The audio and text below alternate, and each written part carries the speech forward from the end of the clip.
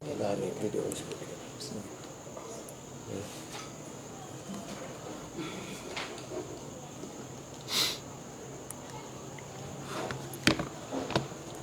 الله الرحمن الرحيم الحمد لله رب العالمين وصلى الله وسلم وبارك على نبيه الأمين وعلى آله وصحبه ومن تبعهم بإحسان واستنى بسنتهم وسلك طريقهم إلى يوم الدين اللهم لا علم لنا إلا ما علمتنا إنك أنت العليم الحكيم اللهم علمنا ما ينفعنا وانفعنا بما علمتنا وزدنا علما اللهم اجعل علمنا حجة لنا لا حجة علينا رب اشرح لي صدري ويسر لي أمري واحلل عقدة من لساني يفقه قولي. قال المؤلف رحمه الله: الأصل الرابع الإيمان بنصوص الوعد والوعيد. ومن أصول عقيدة السلف الصالح أهل السنة والجماعة الإيمان بنصوص الوعد والوعيد، يؤمنون بها إيمانا جازما ويمرونها كما جاءت من عند الله تعالى، ولا يتعرضون لها بالتأويل ويحكمون نصوصها لقوله تعالى: إن الله لا يغفر أن يشرك به ويغفر ما دون ذلك لمن يشاء ومن يشرك بالله فقد افترى إثما عظيما. يتي الله سبحانه وتعالى تدن موندو تودو سنيدو حندو يتede yentori yo juulu en laaɗo meɗen Muhammadu sallallahu alayhi wa sallam o mo o nuli e meɗen sabu yurmede. Yo juulu e sahaba ɓen fof, o juula e hoore kala jokkuɗo dina ka ɓe jokkuno kan, Allah taw horo kan dina ɗon jokkuɗen, allahumma amin. Walli fiiɗon ɗo yo allahu yurmin en yurminamo, o jantiɗo lasili nayabo on, al aslu arrabi'u, lasili nayabo on, tugalal nayaɓal ngal, bindere nayaɓere nden ngorondi nayaɓiri ndin. Al imanu bi nususil wa'adi wal wa'idi, gomɗinal ƴi'e fodoreji e kamba, ƴi'e fodore nden e kamba on. Fodore ko Allah e nelaɗo humpiti kon fi moƴƴereji ɗin e joddiji ɗin e yaafuye naadegol aljanna, luttugol ton, yoɓegol golleji moƴƴi ɗin, yoɓe baraji mbarjite, ɗum woni wa'd. Wa'id ko humputugol fi bone e lette e kamba e wano yiite e hasbore sattunde wonande yedduɓe ɓen.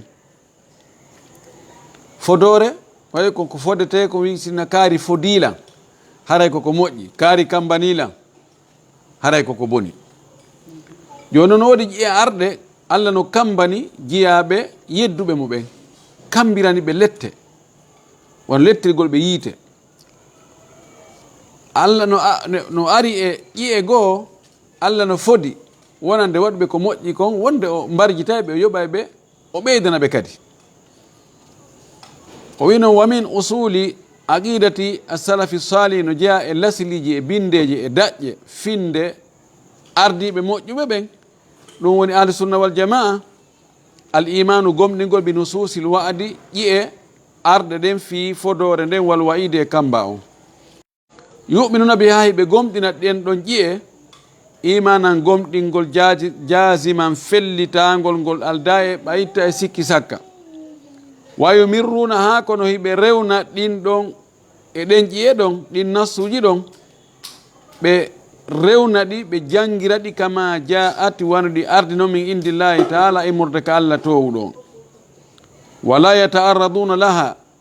ɓe falortaɗi, ɓe weɓitorantaɗi bit ta'wili e firoji woɗɗitiɗi. Jangi ta'wil ko firgol ƴi'al ngal, kono harana ko firgol no feñiri no, takkagol, takko ha fayda ronke andede ko honɗum on tigi faala. no waɗe ta'wil no woodi nasuji goo ɗi watte ta'wil waɗugol ɗi ta'wil on haray no woodi si tawi ko ta'wil selluɗo haray no woodi sabu ko waɗi ha on tigi acciti ko ɓuri feeñude kon e ƴiyal ngal e nasso on yahanoye goɗɗum ngo ma'na goɗɗo mo tawata ino woɗɗiti seeɗa wa yuhakkimuna nususa ha hiɓe ñaawina ɗen ƴiye arɗe fi kambaji e fodore li gawlihi taala sabu konngol Allah to ɗum ka o wi inna allaha tabiti wonde Allah la yahfiru o yafata ko an yushraka bihi nde o shirkidete wa yahfiru himo yaafa noon ma duna dalika ko hewta ɗum liman yasha mo o muuyi kadi yaafagol wa man yushrik billahi mo shirkani Allah fagad iftara hara o fefnike ithman bakkatu azima mawɗo wa yatagiduna kamɓe ahlusunna wal jamaa nde fedde ɗo hiɓe fiɓa bi anna awaqibal ibadi wonde battane jiyaɓe ɓen lannode maɓɓe nden e final maɓɓe on mubhamatun no mumi no wirni no niɓɓiti la yadiri ahadun hay gooto anda bima yuhtamu lahu ko honɗum o timminirante koye honɗum o mayata koye honɗum wonta lannode gurdam makko ɗam haray ko honɗum o jokki haray ko o julɗo ka ko o kefero ka ko o nafiqijo ko o moƴƴo ka ko o bonɗo andaka timmode nden no mumi ko tuma waɗi o si ande wal mu'minu julɗo on gomɗinɗo on la ya'manu o hoolata ko makrallahi ta'ala lette Allah ɗen ma ƴoyre Allah nden ma janfa Allah kan no wiye janfa Allah janfa makko kan e janfa men na gootum mana janfa si innama telen ka Allah ko yoɓugol goɗɗo joddi ko o foddi e wadde kon so waɗi ko boni yoɓama ko boni so o suɓike ko boni kon newnanamo ɗon o waɗa ko boni ha gayna Allah accamo ɗon ɓeydanamo noon newende ɓeyda yaajede ɓeyda laamu ɓeyda teddungal ɓeyda cellal ɓeyda ɓiɓɓe ɓeyda on tigi sikka Allah no yiɗi ɗum ngatono e ko woni ko en mo Allah yiɗi o yeɗay mo wi ɗo menen awa menen ɗo ndaare ɗum no wayi wa makro no wayi wani ɗum wawi ɗaynugol on tigi wi mana hoolatake telen Allah fi o waɗanima newende e moƴƴere e ɗum ɗo tawi min gasi min Allah no yiɗi min hoolatake an yastadrija hunde o nangirtamo seeɗa seeɗa min haysu la yahtasibu nokku ka on tigi sikkira istidraji ko suynugol jonna on tigi ko faala kon taho kono hara kono nangal ngal tiiɗira taw on tigi hoolo ko ɗum waɗi si Allah okkorima laamu okkorima jawdi okkorima cellal okkorima jiidi okkorima teddungal okkorima gandal korima yiɗede korima iwtirede ɓaawo muɗum ta ɗum ɗayne inna angasi sefini lakara kadi ɓurayni no e hara ko Allah waɗiri ɗum ko no dangal ngal sattira hulu he ndi jawdi ɗo fof taw sina ko mi heɓayno lakara ko mi woni ñamude ɗo he ɗe teddule ɗo fop he ngal ɓural ɗo fop he yo taw harɗa maapi aw yu'adhibuhu bi dhunubihi ma o lettiramo bakkatuji makko ɗi wa kadhalika ko noon kadi fa innano kanko julɗo on la yey asu o taƴatako kadi min rahmatillah yurmede Allah nden abadan few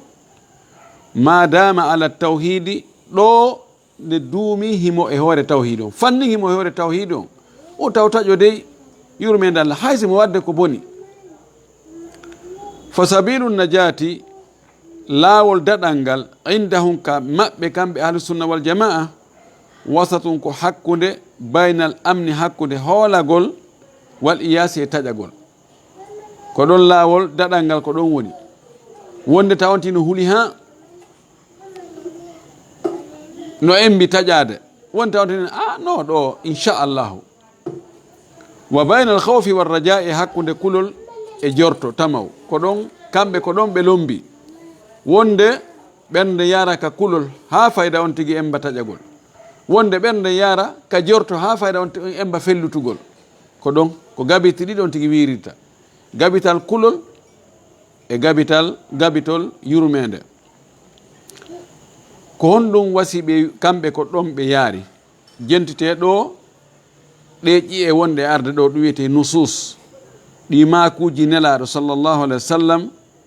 wonde arde yeeso ɗo e ayaje ɗe o addoto kadi yeeso ɗon ɗen.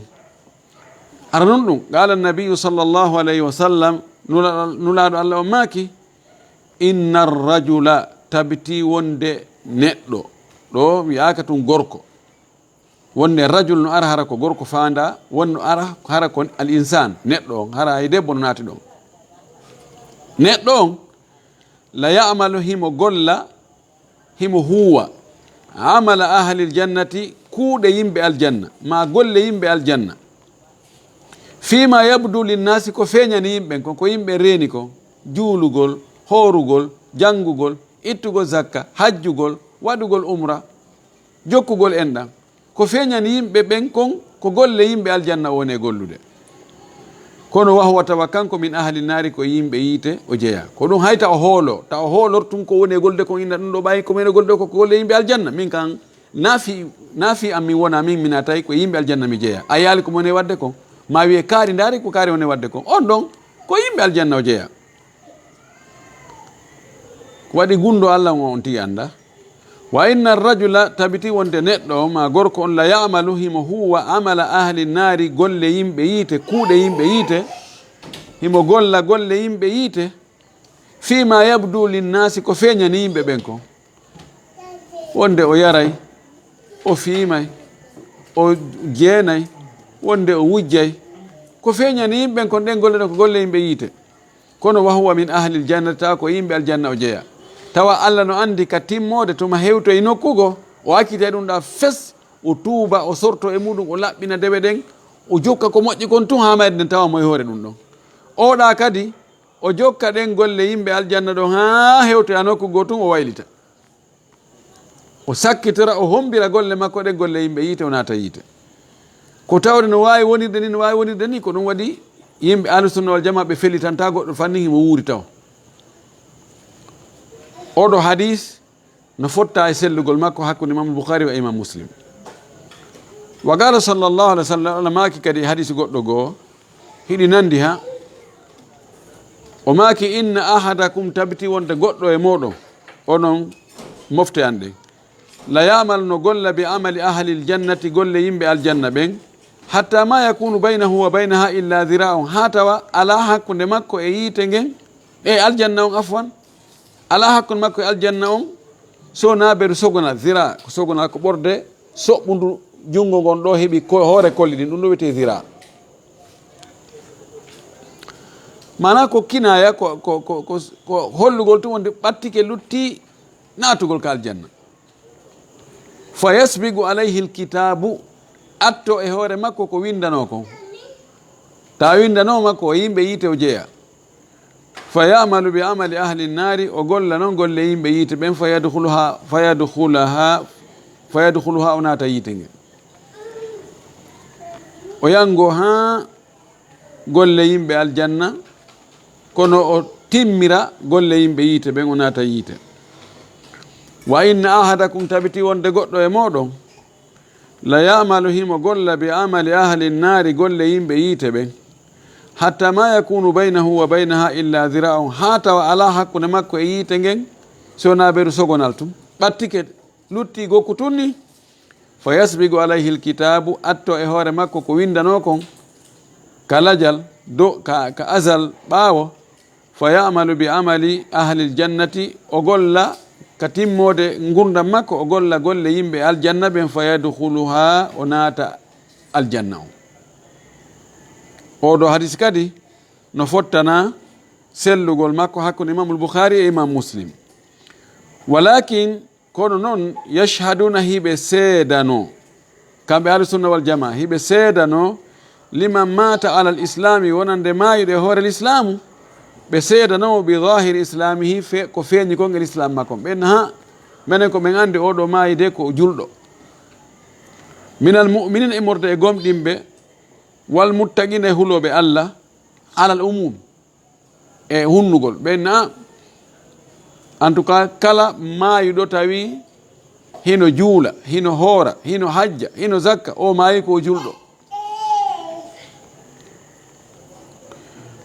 ɓe seedo bi annahu min ahlil jannati wonde oɗo ko yimɓe aljanna ɓen o jeeya inchallahu ɓe wiyata kaarijo ɓe innayi julɓe ɓen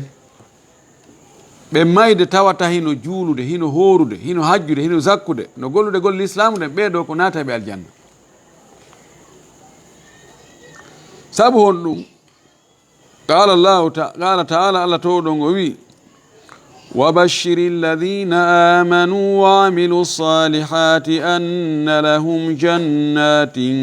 تجري من تحتها الأنهار وبشر الذين ألا وفوت نلا دون يوترنك وي ويلتين بين آمنوا قوم ديمبه وعملوا الصالحات بقول جي موجي ويلتنيربه أن لهم وندن وودن بجنات الجنات تجري إلى من تحتها لمجي الأنهار شادي ويلتنيربه ɓeɗo golluɓe golleji yimɓe aljanna ɓen ko feeñi ko allah weltimɓe wiyal noon kaarijo tuggu hondu ɓe nelaɗo weltiniri wonde ko yimɓe aljanna o tuggi hondu e zati on tigo inna kaarijo ko yimɓe aljanna jeeya ko ɓe seeɗaɓe almubashiruna bil janna ɓen ɗon sappo o wi o maaki aboubacre min ahlil janna omar min ahlil janna ousmane min ahlil janna ali min ahlil janna abdourahmane bne auf min ahlil janna talha min ahlil janna zoubair ibnu awam min ahli aljanna saïd min ahlil janna o linti ɓeɗo o tuggi hondu o wi ɓeɗo ko yimɓe aljanna ɓen o jeeya ukasha o wi on koye min ahlil janna bilal ko min ahlil janna ahlu badrin tawanoɓe badre ɓen lanma ɓen ɗon tawanoɓe badre ɓen ka julɓe ɓen min ahlil janna ahlu bayt ridwan o wi ɓen noon kadi ko min ahlil janna idan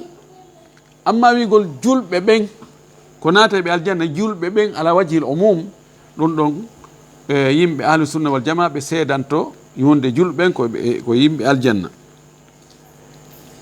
wa qala taala allah tow ɗon kadi o wi innal muttaqina fi jannatin wa nahar fi maq'adi sidqin inda malikin muqtadir innal muttaqina tabiti wonde ɓe hulayɓe allah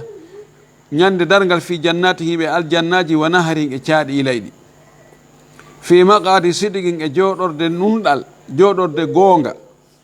inda malikin kalanɗo muqtadirin wawɗo ɗo huloɓe allah ɓen wiyama ɓeɗo ko ka aljannaji ɓe naata ka aljannaji allah waɗan e maɓɓe wa qala annabiyu sallllahu alayhi wa sallam nulaɗo allah on maaki man mata on mo maayi kala o mo maayi wa huwa tawa kanko yalam himo andi annahu ko hani andugol kon la ilaha illa llahu reweteɗo ala so wona allah dakhala aljanna taw naata e aljanna kono wiyali kaarijo o wi kala mayɗo no seedi no andi wonde ko allah tun rewete himo hutore ɗum kadi o naata e aljanna to ɓanno e wigol ɗo naata e aljanna tindira wonde o reweta ka yiite no woodi ɓe nenaɗo maki on tigi naata e aljanna kono si tawi bonɗi makko no ɗuuɗoy o rewa taw ka yiite taw o aɗo toon seeɗa taw noon so yahoya ka aljanna wa yashhaduna nde fedde ɗo ahlusunna wal jama hiɓe seedano kadi hiɓe seedo bi anna al kuffara wonde heferɓe ɓen wal mushrikina e shirkoɓe ɓen wal munafiqina e nafiqi ɓen min ahli nari ko yimɓe yiite ɓe jeeya aw man yadinu bi dinin gayri dini l'islami ma diini norɗo rewirɗo allah jokkuɗo diina harna dina l'islam ɓe hiɓe seedo ɓeɗo kadi ko yimɓe yiite ɓe jeeya alal umum ɓeynata kaarijo oɗo ɓay o ko shirkowo oɗo ko yimɓe yite jeeya ay ɓe anda ko timmirta fa huwa oɗo mukhalladum fi nnari ko luttowo ka yite kefeero on shirkowo on nafiqijo on rewirɗo allah harna dina l'islamu dina wu dina luttuka kam oɗo si o maayi e hoore mum ko o luttowo ka yite immata ala dhalika so o maayi e hoore ɗum aw ma ɗum ɓe inna man mata ala shirki dakhala nnara qata'an mo maayi e hoore shirku mawɗo on o naata yiite pellet aw man adhara kufra al akbara hukima alayhi bihi ma ɗum mo yaltintinni keferagal ɓurgal mawde ngal o ñawirte ngal wiyete ko kefero wa umila muamalatal kuffari o gollidal heferɓe o ƴetta ñawoje ke heferɓe ɓen few ka huwodire allahu tabaraka wa taala allah towɗo on o daali fi ɓangingol ɗum ɗo ko wiɗen ɗo koko gonga dalil men on ko allah subahana taala o daali waman yabtagi gayra alislami dinan falan yuqbala minhu wa huwa fi l'akhirati min alkhasirin waman yabtagi kala wo ɗaɓɓuɗo gayra alislami harana l'islamu on dinan dina rewir ɗum allah falan yuqbala minhu o jaɓantake few o lan ko harfu nafyin wa nasbin wa istiqbali o jaɓantake few wa huwa kanko noon fi l'akhirati kalakhara min alkhasirina ko e hayruɓe ɓen pertuɓe ɓen o jeeya si tawi allah subahana taala wi'i kala jokkuɗo diina goo rewiri allah diina goo fewdo men ɗo harana l'islam fewdo men ɗo ɓawo l'islamu ari oɗo o jaɓantake lahara ko o pertuɗo ko hayruɗo ko yimɓe goo wiyata ɗo awa ɓe portoɓe si ɓe natali dow aljanna ara men anda ko hombo natata ara men anda konto ɓeɗo cippiri en hulɓini taɓan portoɓe no wodi natuɓe kal islamu julɓe ɓenɗo ɓe nata e aljanna inchallahu l'islamu on ko dina fi fo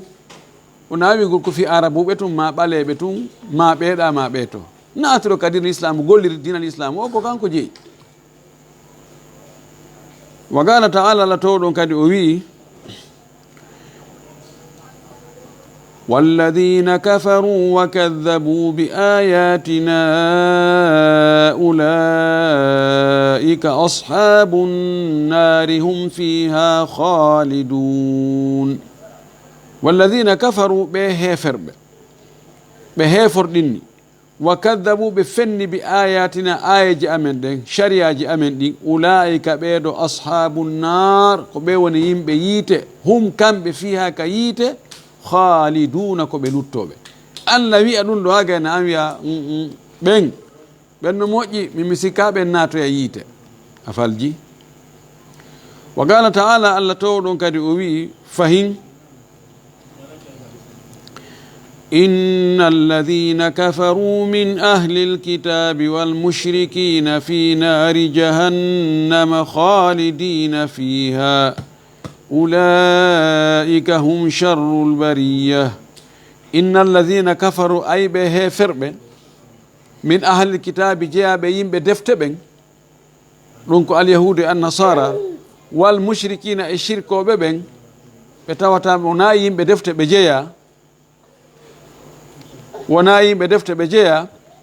في نار جهنم بينو اندريت جهنم بينو كايت جهنم khalidina fiha ko ɓe luttoɓe ton kadi ɓe yaltata few ulaika ɓeɗo hum kañum kamɓe sharrul bariya kamɓe ɓuri bonde e tagore nden fo tage fu ngun fo kala ko yahi ka hoore leydi ɗo ko ɓeɗo ɓuri bonde wa qala taala allah towɗo on wi'i inna almunafiqina fi darki l asfali min annar o wi tabiti wonde ɓe naafiqiɓe fi darkil asfali hiɓe ka kaal ɓurɗo joltoyde mana ka ɓuri demboyde toon wonde ley dark ko andi siko dow ko tabiq ko étage dow cippagol noon ley ɗum ko dark joni a dark al asfal ko ka danka ka ɓuuri hattoyde ɗon ka ɓuuri luggude ɗon ka yiite haray ko ɗon ɓeɗo weeroyta ɓe naafigiɓe ɗo Allah dande en wawde no ɓen naafigiɓe wayno e heɓugol koɓe heeɓi ko wa ahlu sunnati wal jamaa nde fedde ɗo ahlu sunna wal jamaa yashhaduna hiɓe seedano lil asharati l mubashsharina bil jannati wonande sappoɓe ɓen weltiniraɓe aljanna ɓen hiɓe seedano ɓen ɗon wonde ko yimɓe aljanna kama shahida lahum nabiyu sallllahu alayhi wa sallam wano nelaɗo seedoraniɓe noon nelaɗo seedanike ɓe wonde koɓe yimɓe aljanna ko hayta an seedoɗa ɗum la ilaha illallah nelaɗo seedano goɗɗo ko yimɓe aljanna jeeya an wiya on ko yimɓe yiite jeeya ɓe chiaɓe kon to ɓe cippi ko homɓe woni ɓe nelaɗo maka aboubacre min ahlil janna omar min ahlil janna ousmane min ahlil janna chiaji daro ina ɓenno ko yimɓe yiite jeeya subhanallah wa kullu man shahida lahu nabiyu sallllahu alayhi wa sallam bil jannati shahidu lahu biha ahlusunna wal jamaa kala wo ɓe nelaɗo seedani wonde ko yimɓe aljanna ɓe jeeya ahlusunna wal jamaa seedanto ɓen ɗon ko yimɓe aljanna kala mo nelaɗo seedani wonde ko yimɓe aljanna jeeya ahlusunna wal jamaa seedantomo kamɓe kadi wonde ko yimɓe aljanna o jeeya qala annabiyu sallllahu alayhi wa sallam nelaɗo allah on maaki aboubacre fil janna aboubacre no ka nder aljanna o naatay ka aljanna wa omaru fil janna omar kadi no ka nder aljanna wa ousmanu fil janna ousmane kadi no ka aljanna wa aliyun fil janna aliyu no ka nder aljanna wa talhatu fil janna talhat ibnu ubaidillahi no ka aljanna wa zubair ibnu awam fil janna zubair ibnu awam kadi no ka nder aljanna wa abdourahman ibnu auf fil janna abdourahman ibnu auf no ka aljanna wa saad ibnu abi waqas fil janna saad ibnu abi waqas kadi no ka nder aljanna wa saïd ibnu zeydin fil janna oɗo saïd ibnu zeyd no ka nder aljanna wa abu ubaidata amir ibnu jarrah radiallahu ani jami fil janna abu ubaida amir ibnu jarrah oɗo kadi no ka aljanna ɓeɗo sappo nelaɗo maki ɓeɗo no ka aljanna joni noon ko honno chia ɓen sendidiri ɗo ɓe ƴetti ali tun e nder ɓeeɗo ɓenni ɓen ɗon ɓe jaɓi on ɗon ko ka nder aljanna luttuɓe fof no ka yiite subhanallah oɗo hadis ko selluɗo ken no ardi noon ka sunan abi daoud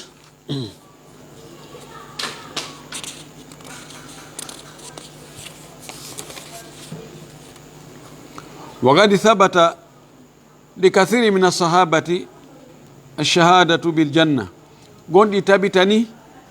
sahabaɓe buy heɓugol seede attestation attestanede wonde ko yimɓe aljanna ɓe jeeya ka ukashata bni mihsani wona oɗo wa abdullah ibne salamin e oɗo wa ali yasir wa bilal ibne rabah wa jafar bne abi talib wa amri bne thabitin wa zeyd bne haritha wa abdullah ibne rawaha wa fatimata ibnati nabi sallllahu alayhi wa sallam wa khadijata binti khuwaylidin wa aishata wa safiyata wa hafsata wa jamii zawjatihi sallllahu alayhi wa sallam wa gayrihim kathirun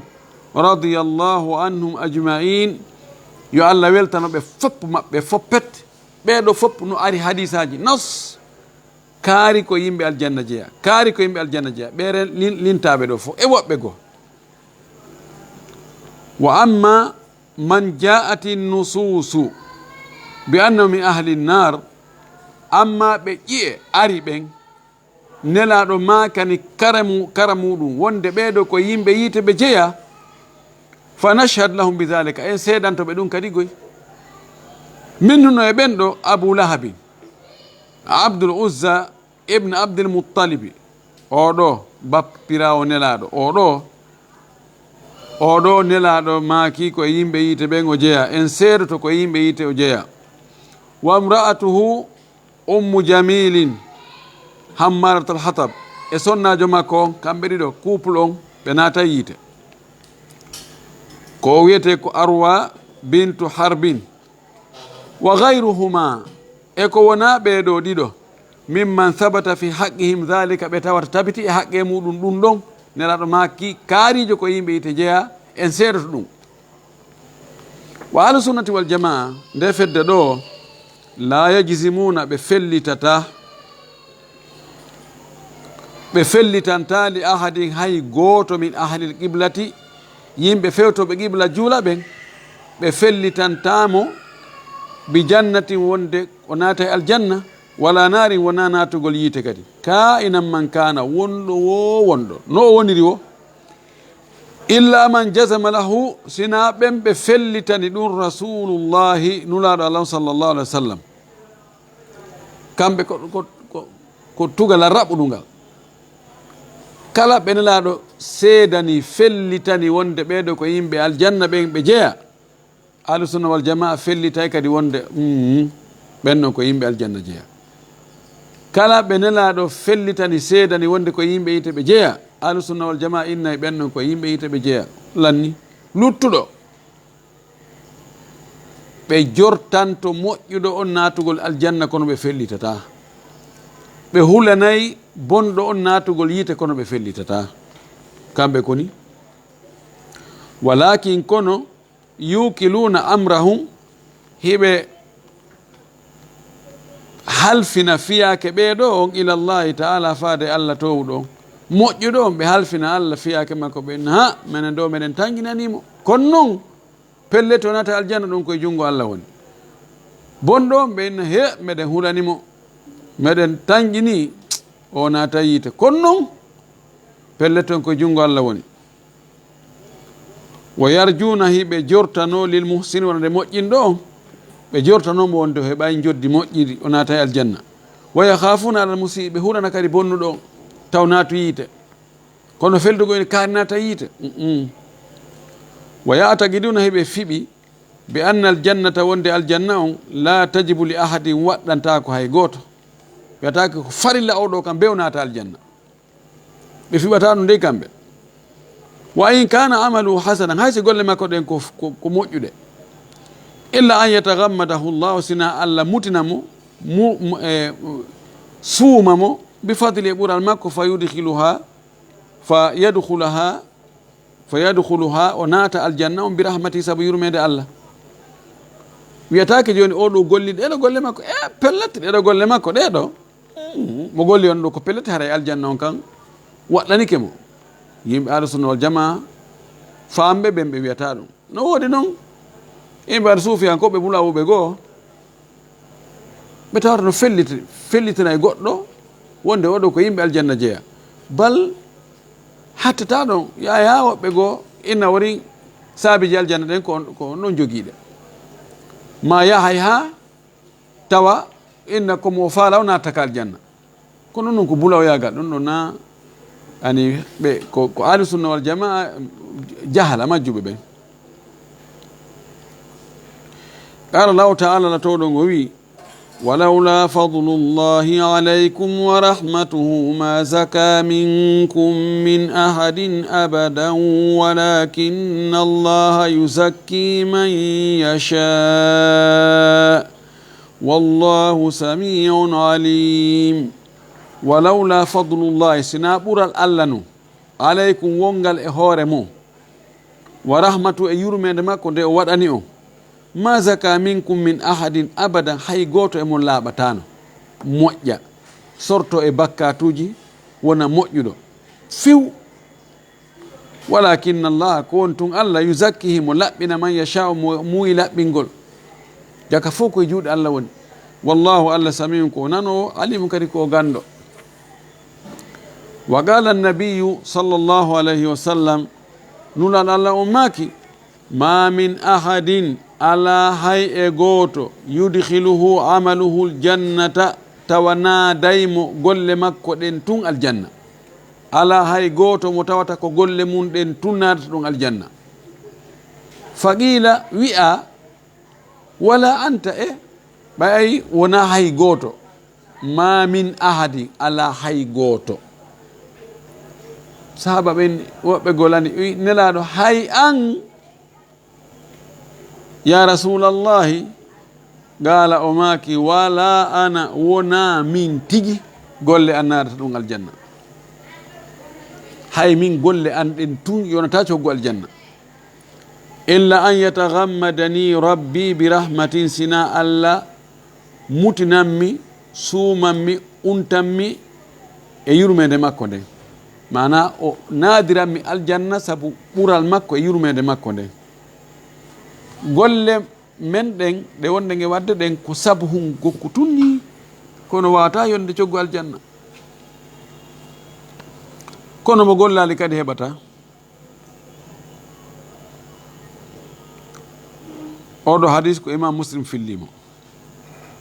wa ahlu sunnati wal jamaa nde fedde ɗo la yujibuna al adaba li kulli man tawajjaha ilayhi al wa'idu ɓe waɗɗinta lette kala mo kamba fewtitani waɗɗo ko kambira wonde mo waɗi ɗum ɗo awa lette no fawi waɗoɓe ɗum ɓen goɗɗo non waɗi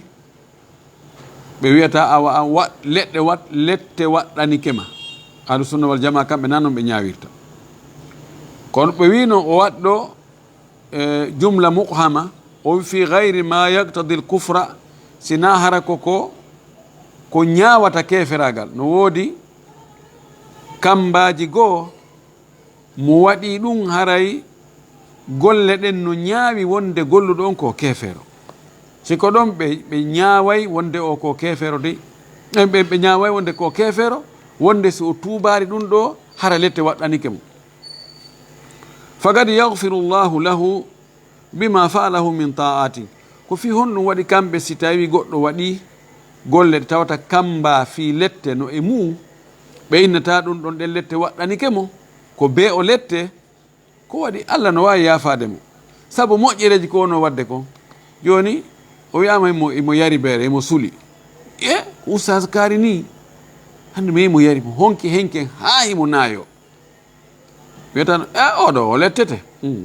no wawi o yimmino o rowani o jangi qur'ana jemma allah ndaara konko o wanno ɗon o yaafa mum ɗon ko a dugula a waɗi ɗo ko kelɗa kono ɓay hari a wanno hunde kaari mi yaafike ma honɗum andinta en ala ko andinta en en anda ko ɗum waɗi en taƴata wiyen dir aw pellet jange tana wonde ɓay o waɗi ko o lettirte ko pellet o lettete aw tabati ma tuuba yahoya o tuuba allah daari komi watta mi hacci mi wattata nisa o yimmo jemma o juula o wulla e allah an anda e dari toon on poro on ko yimɓe yita ndaaro ko ɓorni ko anda ko geri on ko yimɓe yita jeeya on noon allah detta mo tawa o tuubino allah jaɓaninamo gila neeɓi aw be masaiba mahara ko musibaji yanata e allah liɓa musibaji hoore makko